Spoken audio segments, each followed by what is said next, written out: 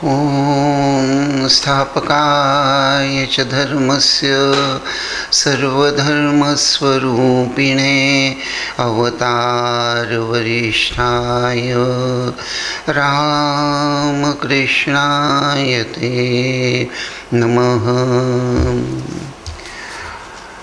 दुर्गाचरण नाग के साथ सुरेश चंद्र लगभग 8-9 बार श्री श्री ठाकुर के दर्शन के लिए गए थे, लेकिन दुर्गाचरण नाग को छोड़कर वे अकेले भी ऐसा लगता है कि बहुत बार श्री श्री ठाकुर के दर्शन के लिए, उनसे वार्तालाप करने के लिए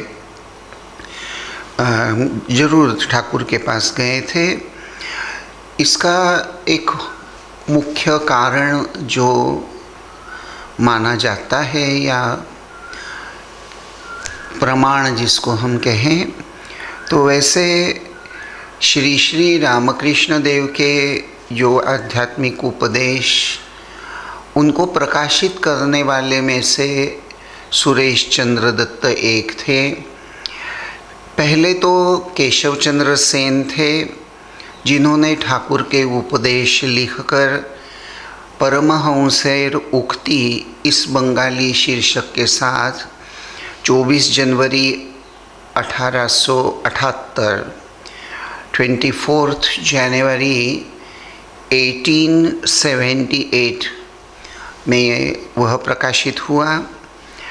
और उसके बाद में केशव चंद्र सेन के ही एक अनुयायी श्री गिरीश चंद्र सेन, इन्होंने भी श्री श्री ठाकुर के उपदेश और श्री श्री रामकृष्ण देव का संक्षिप्त जीवन चरित्र, इसको लेकर एक ग्रंथ का प्रकाशन किया। इस ग्रंथ में श्री श्री ठाकुर के लगभग 184 उपदेश समाविष्ट थे।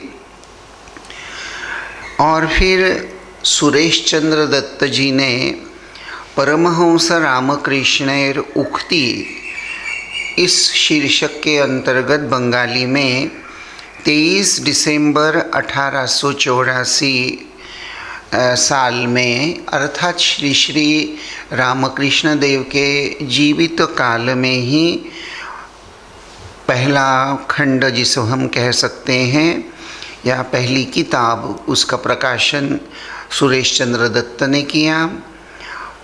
उसका द्वितीय भाग 1886 में प्रकाशित किया गया। धीरे धीरे सुरेश चंद्र दत्त ने और भी अधिक श्री श्री ठाकुर के उपदेशों को इकट्ठा किया और 1894 में इन उपदेशों को और उसके पहले के जो ग्रंथ में जो उपदेश उन्होंने प्रकाशित किए थे, शायद उन सभी को लेकर 100 उपदेशों का एक खंड, इस प्रकार उन्होंने 6 खंड प्रकाशित किए। और इस खंडों में अर्थात श्री रामकृष्ण देव का संक्षिप्त चरित्र भी उन्होंने वहाँ प्रकाशित किया। उसके साथ में उनकी वाणी और उपदेश, उनका जीवन चरित्र, इन सभी को लेकर उन्होंने यह जो कार्य किया था, यह बड़ा ही महत्वपूर्ण माना जाता है। तो जो 6 खंड उन्होंने प्रकाशित किए थे, तो हरमोहन मित्र सुरेश चंद्र दत्त के वैसे मित्र भी थे, तो हरमोहन मित्र के सहायता से कुछ और मटेरियल, कुछ और उपदेश, कुछ और इन्फॉर्मेशन उसमें ऐड करके, उसमें समाहित करते हुए श्री श्री रामकृष्ण देवेर उपदेश इस शीर्षक के अंतर्गत सुरेश चंद्र दत्त ने 950 श्री श्री ठाकुर की उक्ति एवं उपदेशों का बंगाली ग्रंथ प्रकाशित किया। और उसकी जो प्रस्तावना है उसमें उन्होंने बड़े सुस्पष्ट रूप से यह बात बताई कि श्री रामकृष्ण यह ईश्वरीय अवतार हैं, इसकी उनको बहुत आंतरिकता से मन ही मन उनको अनुभूति प्राप्त हो गई है। वैसे श्री रामकृष्ण देव के उपदेश और वाणी को लेकर रामचंद्र दत्त ने भी, जो ठाकुर के ही गृही भक्त थे, 1885 में तत्वसार और 1886 में तत्व प्रकाशिका इस पुस्तक के रूप में ठाकुर के वाणी और उपदेश को प्रकाशित किया था, जिसमें श्री श्री ठाकुर के 300 उपदेश थे। और चौथे लेखक श्री महेंद्र नाथ गुप्त, तो इन्होंने बंगाली में श्री श्री रामकृष्ण वचनामृत, या गुजराती में जिसको आज हम कथामृत कहते हैं, उसके 5 खंड प्रकाशित किए थे। और उसी के साथ साथ यहाँ एक और इन्फॉर्मेशन आपको, जानकारी मैं आपको देना चाहूँगा कि श्री श्री रामकृष्ण देव के सन्यासी शिष्य, रामकृष्ण संघ के प्रथम अध्यक्ष प्रेसिडेंट स्वामी ब्रह्मानंद जी महाराज, इन्होंने श्री श्री रामकृष्ण उपदेश नाम का ठाकुर के वाणी उपदेश, इसको लेकर एक पुस्तक प्रकाशन किया हुआ था। उसमें लगभग 248 श्री श्री ठाकुर के उपदेश वाणी इसका संग्रह था, और जिसका प्रकाशन 14 जनवरी 1905 में हुआ था। उपरोक्त तो ये जो मैंने आपको श्री श्री ठाकुर के उपदेश और इन सभी को लेकर जो ग्रंथों का वर्णन बताया है, वैसे ये सभी ग्रंथ श्री श्री ठाकुर की जो मातृभाषा है बंगाली, उसी में ही प्रकाशित हुए थे। श्री रामकृष्ण भाव प्रचार में इस प्रकार हम देखते हैं कि सुरेश चंद्र दत्त ने भी एक महत्वपूर्ण भूमिका अदा की थी। विशेष रूप से उन्होंने अपने द्वारा, उनके द्वारा लिखी गई या प्रकाशित की गई जो किताबें थी, पुस्तकें थी, ठाकुर के जन्मदिन के अवसर पर वे अक्सर बिना मूल्य उसका वितरण किया करते थे। और वैसे श्री श्री रामकृष्ण देव को लेकर बंगाली में और भी कुछ, बंगाली साहित्य में और भी कुछ किताबें हैं, और जिसमें रामकृष्ण समालोचना, भगवान श्री रामकृष्ण एवं ब्राह्म समाज, रामकृष्ण लीलामृत, साधक सहचर इत्यादि ये सारे किताबें हैं। इन सभी के प्रकाशन में ऐसा लगता है, जो वर्णन मिलता है उससे, कि सुरेश चंद्र दत्त जी की कुछ भूमिका जरूर रही होगी। सुरेश चंद्र जी ने जो ठाकुर का चरित्र हम कह सकते हैं जो लिखा था, उसमें स्वयं देखी हुई कुछ घटनाओं का उल्लेख हमें मिलता है। एक बार एक ऐसा वर्णन आता है कि सुरेश चंद्र दत्त दक्षिणेश्वर गए हुए थे, और उस समय श्री रामकृष्ण एक युवक से बात कर रहे थे। थोड़ी देर के बाद वह युवक ठाकुर से बातचीत करके वहाँ से निकल गया। वह निकल जाने के बाद ठाकुर सुरेश चंद्र को कहने लगे कि देखो, यह जो युवक हैं यह बड़ा ही नास्तिक हैं। साधु सन्यासियों को वह चोर और ढोंगी समझता है, भोंदू समझता है, लफंगा समझता है, और वो मुझे भी भोंदू और लफंगा ही समझ रहा है। ऐसा ठाकुर ने सुरेश चंद्र दत्त को कहा। कुछ समय बाद वही युवक फिर श्री रामकृष्ण देव में जब प्रवेश करता नज़र आया, तो सुरेश चंद्र ने देखा कि श्री रामकृष्ण देव ने बड़े ही आनंद से सस्मित उसका स्वागत भी किया, उसको सस्नेह उसके साथ संभाषण भी किया। और जब वह नास्तिक युवक जो ठाकुर को भोंदू समझ रहा था, चोर समझ रहा था, तो जब वह जाने के लिए निकला तो ठाकुर ने फिर से उसको कहा कि फिर से आना।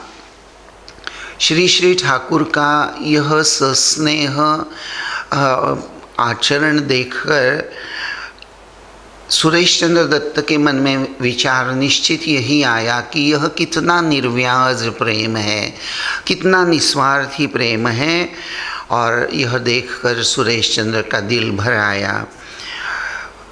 1885 साल अफगान युद्ध के काल में सुरेश 200 रुपये की तनख्वाह पर सेना में भर्ती हो गए और वायव्य दिशा में भारत में जो क्वेटा शहर हैं उसकी ओर उनको भेजा गया और ठाकुर से मंत्र दीक्षा लेकर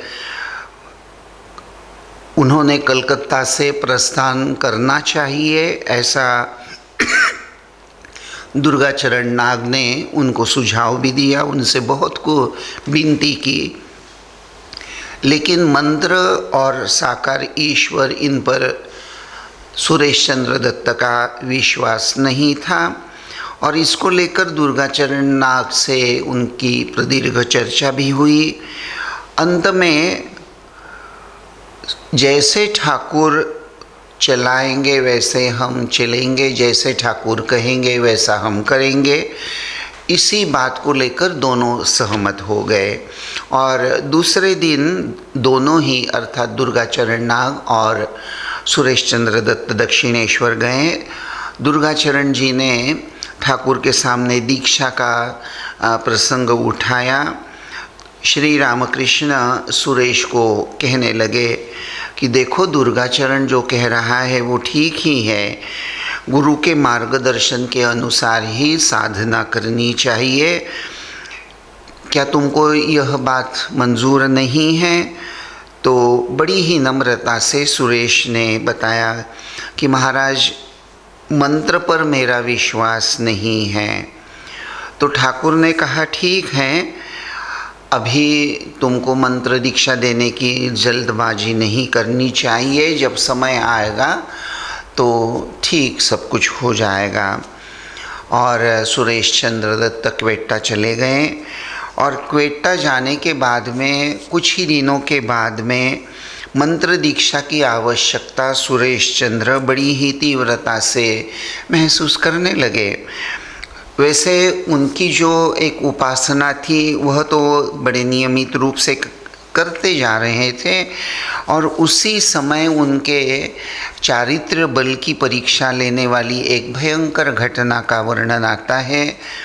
भारत में ब्रिटिश सरकार उसका दौरान युद्ध के लिए पैसा बहुत जमा करने की हड़बड़ी में या इसमें ब्रिटिश सरकार थी और युद्ध चलता रहे, युद्ध के लिए जो जो बातें आवश्यक हैं उसकी कभी कमी न हो, इसके लिए अधिकारी जो होते थे ऑफिसर्स, वे बिल सबमिट किया करते थे और जनरली ये बिल ब्रिटिश सरकार इमीडिएटली मंजूर भी किया करते थे। और इसी परिस्थिति का फ़ायदा उठाने की सोचकर सुरेश चंद्र दत्त के वरिष्ठ अधिकारी उन्होंने निधि का एक गलत इस्तेमाल करने का सोचकर झूठे बिल तैयार किए। देखिए ये भ्रष्टाचार तो उस समय भी था, आज भी है ही। तो सुरेश के जो वरिष्ठ अधिकारी हैं झूठे बिल वगैरह तैयार कर रहे थे और ये बात किसी को समझ में न आए, इसके लिए अपने आप को बचाने के लिए उन्होंने सुरेश चंद्र दत्त को भी उसका एक हिस्सा देने की इच्छा व्यक्त की, लेकिन सुरेश चंद्र दत्त ने इस तरह से गलत मार्ग से पैसा अर्जन करना ठीक नहीं समझा और उन्होंने बड़े दृढ़ता के साथ उसको स्वीकार नहीं किया। और लेकिन मन ही मन वह यह सोचने लगे कि यह सब जो हो रहा है कहीं गलती से भी उनकी कोई इन्वॉल्वमेंट इसमें नहीं होनी चाहिए, यह सोचकर, क्योंकि कभी कभी तो अनजाने ही कुछ बातें हो जाती हैं, कभी कभी हमारा ध्यान इधर उधर बढ़ जाता है, या सामने वाला इतना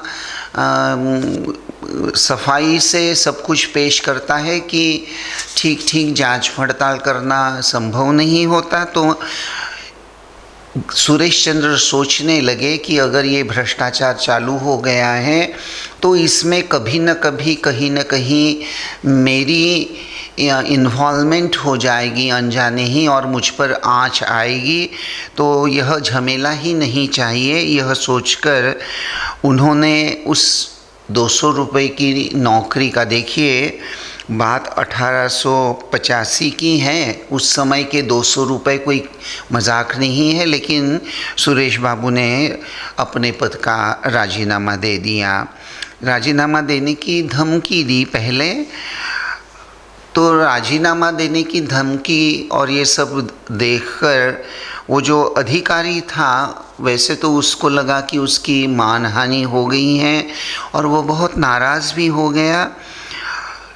तो उस अधिकारी ने सुरेश को कुछ ऐसे डांट दिया कि अगर तुम राजीनामा रेजिग्नेशन देते हो तो लश्करी कार्रवाई तुम पर की जाएगी, ऐसा उनको सुरेश चंद्र को धमकाया।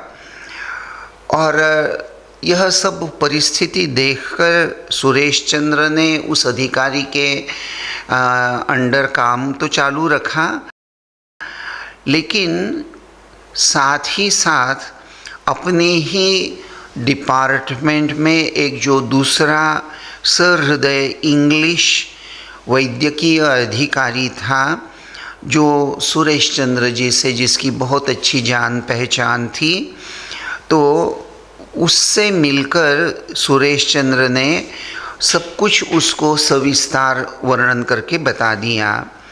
और वह ब्रिटिश वैद्यकीय अधिकारी सुरेश जी की इस प्रामाणिकता को देखकर प्रभावित हो गया, और उस डॉक्टर ने, वैद्यकीय अधिकारी यानी आजकल की भाषा में जिसे हम मेडिकल ऑफिसर बोलते हैं, तो उस मेडिकल ऑफिसर ने सुरेश चंद्र को वह शारीरिक दृष्टया आर्मी में नौकरी करने के लिए अपात्र है ऐसा सर्टिफिकेट दे दिया, और इस प्रकार से सुरेश चंद्र सेवा से मुक्त हो गया।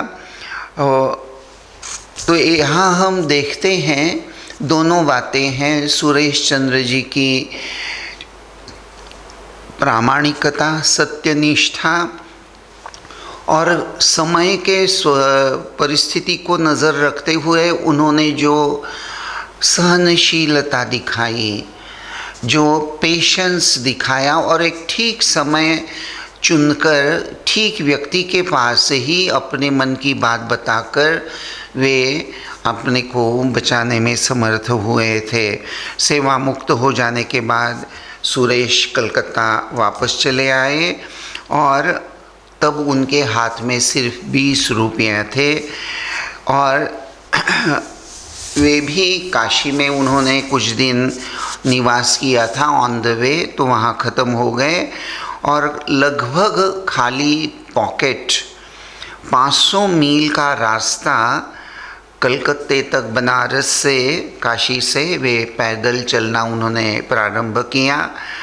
और साथ में उस वक्त उनके पास भगवद गीता थी, और इस भगवद गीता के श्लोक गाया करते थे वे, और इस यात्रा में भिक्षान्न प्राप्त करते हुए अपना गुजारा भी करते थे। गांव में रहने वाले लोग जो हैं, वो जो कुछ भी उनको भिक्षा के रूप में देंगे उसी पर वे एक तरह से निर्भर रहते थे। इस प्रकार से चलते चलते सुरेश चंद्र भागलपुर तक पहुंच गए, और वहां पहुंचने के बाद किसी दयालु व्यक्ति से उनकी मुलाकात हुई, और उस दयालु व्यक्ति ने भागलपुर से कलकत्ता का टिकट निकाल कर उनको दे दिया। कलकत्ते में आने के बाद स्वाभाविक है कि उनके परिवार को देखभाल करना, उनके चरितार्थ की बात तो पिक्चर में आ ही जाती हैं।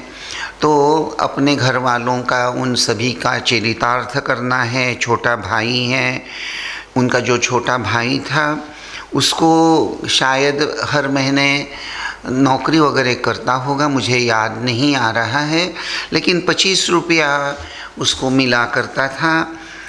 लेकिन और उसी पर पहले तो संसार का चरितार्थ चलता भी होगा, लेकिन सुरेश चंद्र को अपनी पत्नी और अपनी बेटी का भार इस तरह अपने छोटे भाई पर सौंपना अच्छा भी नहीं लग रहा था, प्रशस्त महसूस नहीं हो रहा था, क्योंकि स्वतंत्र वृत्ति के सुरेश चंद्र दत्त सोचने लगे कि कुछ न कुछ तो मार्ग निकालना चाहिए, और इसीलिए किसी से थोड़ा सा या पैसा उधार लेकर उन्होंने बाज़ार में आलू बेचने का काम शुरू किया और 40 पाउंड आलू का एक बोरा खरीदकर एक हमाल के द्वारा वे उल्टा डांगा करके, जो कलकत्ते के पास वाला जो एरिया है वहाँ जो पुल हैं, तो वहाँ रहकर वह आलू की बिक्री का दुकान जैसे एक तरह से उन्होंने चालू किया। उनके पास जो भी कपड़े थे उसको एक थैले में रखकर एक फटा हुआ वस्त्र रास्ते पर एक बाजू पर बिछाकर सामान्य भाजी या ये जो शाक भाजी बिक्री जैसी होती हैं उसी प्रकार उन्होंने आलू बेचना चालू किया। दिन भर जब उन्होंने बेचने का काम किया तो कभी 1 आध रुपये की कमाई हो जाती थी और उसी के सहारे वे परिवार का ये जो उनका दायित्व है उसको निभाया करते थे। सुरेश चंद्र क्या कर रहे हैं इसकी उनके परिवार के लोगों को बिल्कुल ही कल्पना नहीं थी, और उसी दौरान सुरेश चंद्र अच्छी नौकरी की खोज में इधर उधर जाया करते थे।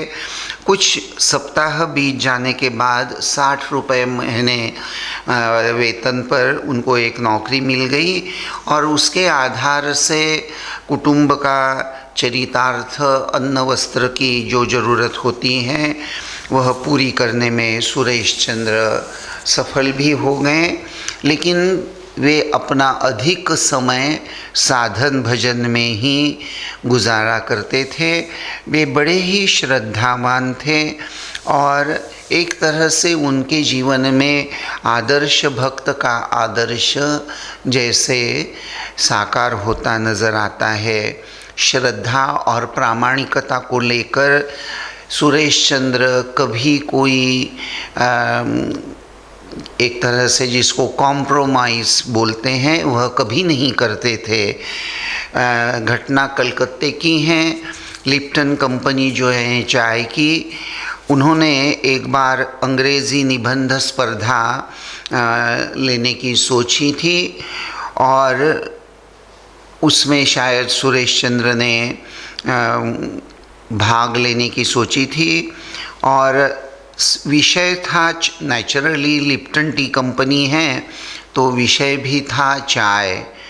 और जो भी इस स्पर्धा में, निबंध स्पर्धा में जो पुरस्कार जीतेगा उसको 500 रुपये मिलने वाले थे।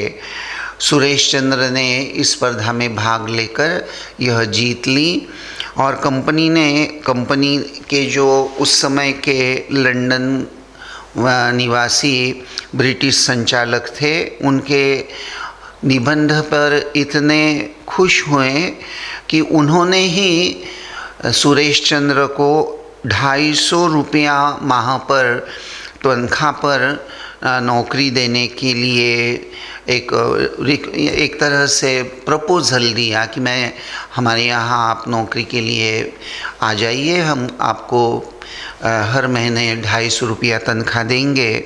और सुरेश चंद्र ने नेचुरली उसको स्वीकार तो कर लिया।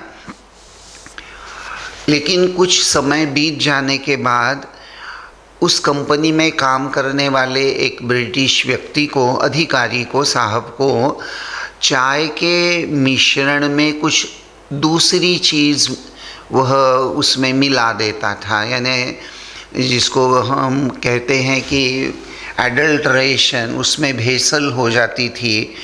तो यहाँ जब ये बात सुरेश चंद्र दत्त को उनके नज़र में आ गई तो उन्होंने वह नौकरी छोड़ दी। तो इस तरह से ईश्वर पर निर्भर रहकर श्रद्धा के साथ प्रामाणिकता के आधार से ही सुरेश चंद्र जीवन यापन करते थे।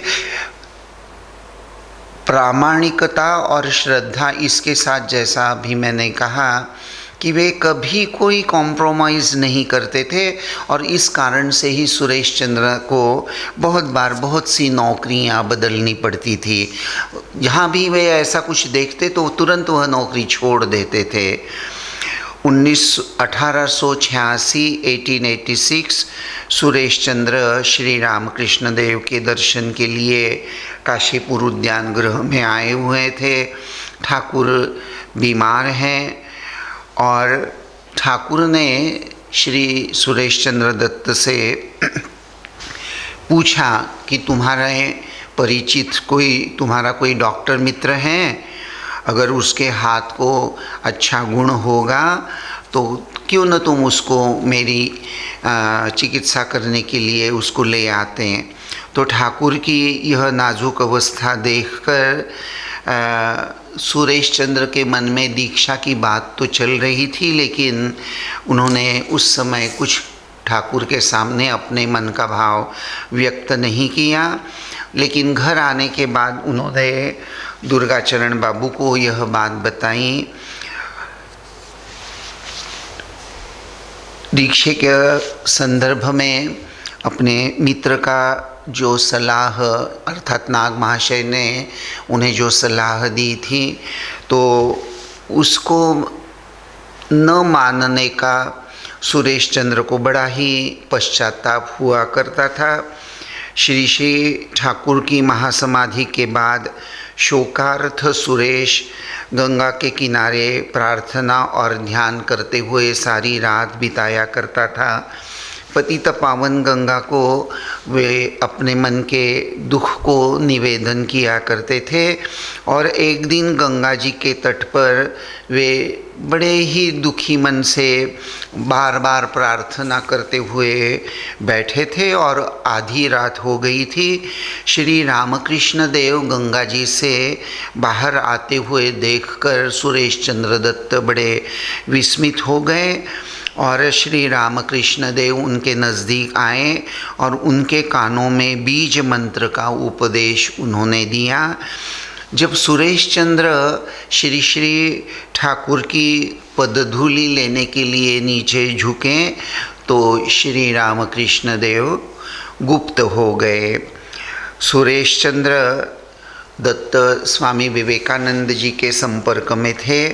स्वामी जी और श्री रामकृष्ण देव के अन्य शिष्य बहुत बार उनके घर में भी आया जाया करते थे और सुरेश चंद्र और दुर्गाचरण नाग एक बार आलम बाज़ार मठ में सन्यासियों के साथ रहकर भी आए थे। वे दोनों दक्षिणेश्वर भी जाया करते थे और श्री श्री ठाकुर के पुरानी सब बातें, उनके सब संवाद, इनको लेकर उनकी यादें लेकर बहुत बार वे श्री श्री ठाकुर के चिंतन में डूब जाते थे। श्रीयुत शरद चंद्र चक्रवर्ती, इन्होंने स्वामी विवेकानंद जी से दीक्षा प्राप्त की है। यह जब यानी दीक्षा प्राप्त हो जाने के बाद शरद चंद्र ने मठ में ठाकुर को भोग निवेदन करने की इच्छा प्रकट की। यानी शरद चंद्र चक्रवर्ती की स्वामी विवेकानंद जी से दीक्षा हो गई थी और उन्होंने ठाकुर को भोग देने की इच्छा जब व्यक्त की तो स्वामी जी ने तुरंत बोल दिया कि कलकत्ते से सब कुछ सामान लाकर भोग देना यह संभव नहीं होगा शायद। तो ये बात जब सुरेश बाबू को उनके कानों पर आ गई तो उन्होंने आश्वासन दे दिया कि मैं सब व्यवस्था कर देता हूँ। और दूसरे दिन सुबह बिल्कुल 4 बजे शरद बाबू को लेकर, शरद चंद्र चक्रवर्ती को लेकर वे न्यू मार्केट में जाकर हाजिर हो गए और वहाँ के एक परिचित दुकानदार से उन्होंने सभी वस्तु खरीद कर सुबेरे सुबेरे ही अर्ली मॉर्निंग गाड़ी करके शरद बाबू को लेकर वे आलम बाज़ार में मैंने उनको पहुँचा दिया। शरद बाबू ने सुरेश बाबू को गाड़ी में बैठने के लिए बहुत विनती की तो उन्होंने कहा कि नहीं जी, मैं दही लेकर पैदल ही चलाऊंगा, क्योंकि अगर गाड़ी में बैठकर दही को लेकर अगर मैं गाड़ी में बैठूंगा तो दही अच्छा नहीं रहेगा, क्योंकि गाड़ी के धक्के ये हो जाने से दही डिस्टर्ब हो जाएगा, वो उसकी जो ये बनावट होती है वो ख़राब हो जाएगी। और ये हम सब दही जो हैं, मिष्टी दही वगैरह, ये ठाकुर को नैवेद्य दिखाने वाले हैं, तो ऐसा ठीक ठीक दही को ले जाना चाहिए। सो सूर्योदय होते होते ही शरद बाबू तो वहाँ उपस्थित हो गए, लेकिन वो देखकर और स्वामी जी तो बड़े ही चकित हो गए और स्वामी जी ने शरद बाबू को कहा कि निश्चित ये तुम्हारा काम नहीं है, तुम किसको लेकर तुमने ये खरीदारी की, ज़रा बताओ तो। तब शरश्चंद्र चक्रवर्ती ने सुरेश बाबू का नाम बताया। स्वामी जी यह बात सुनकर कहने लगे, तो फिर तुम सुरेश बाबू को अपने साथ लेकर क्यों नहीं आए? तो शरश्चंद्र बाबू ने जब उसकी वजह स्वामी जी को बताई कि दही का जो दोना है वह रास्ते में गाड़ी के धक्के से उसका वो डिस्टर्ब हो जाएगा, यह सब सुनकर वे पैदल उसको लेकर आ रहे हैं। तो यह बात सुनते सुनते स्वामी जी की दोनों नेत्र आंसुओं से भर आए और बड़े आवेग के साथ स्वामी जी ने कहा कि देखो, ठाकुर ने जिनको भी स्पर्श किया है उन सभी का सोना हो जाता है, उन सभी का सोना हो जाता है। श्री रामकृष्ण देव के उपदेश और वाणी को लेकर किसी के दृष्टि में न रहते हुए, यानी प्रदर्शन का संपूर्ण अभाव सुरेश जी के जीवन में व्यक्त हो गया था। सन्यासी नहीं थे, फिर भी एक संन्यस्त जीवन ही जी रहे थे, क्योंकि उनके जीवन में अनासक्ति, पावित्र्य, निस्वार्थ परायणता, सत्य के प्रति अनुराग और ईश्वर भक्ति इत्यादि दैवी गुण नज़र आते हैं।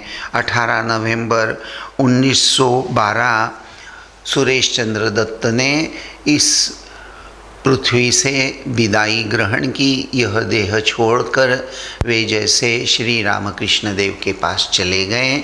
ओम शांति शांति शांति। हरि ओम तत्सत। श्री राम कृष्णार्पणमस्तु।